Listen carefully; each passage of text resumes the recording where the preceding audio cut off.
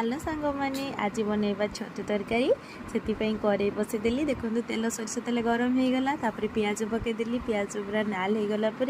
अदा रसुण पेस्ट पकईदबा अदा रसुण पेस्ट पकईला टे भाजी हो भाजी हो सारापर आम हलदी गुंड लंका गुंड धनिया गुंड जीरा गुंड सब पकई किसी समय भाजवा किसी समय भाजी हो सारापर आम ता उपरे टमाटो पकईदबा टमाटो पकई सारापर से माने भाजापी दबा भाजी सारापर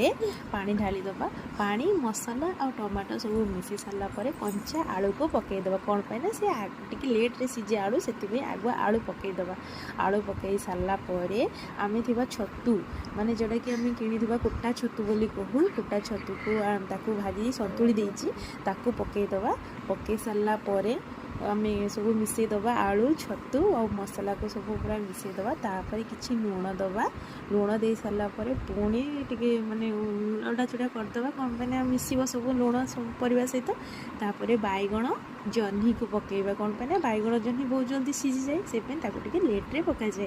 बैगण जह्नी को पकईदबा पकई सारापर आम पाखे सब मेन इनग्रेडिएंट्स जोटा कि कहते मारिश दंडा बिना से छतु तरकारी टेस्ट ही न थाए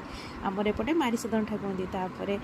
तापर टे पानी देकी सीझेदबा सीझे सारापर ढाकुणी मारिदबा ढाकुणी हो सारापर आमर देखु गरम मसला पकईदेली पूरा छतु तरकारी रेडी आ बहुत टेस्ट लगे भात सहित खाइबे। Thank you.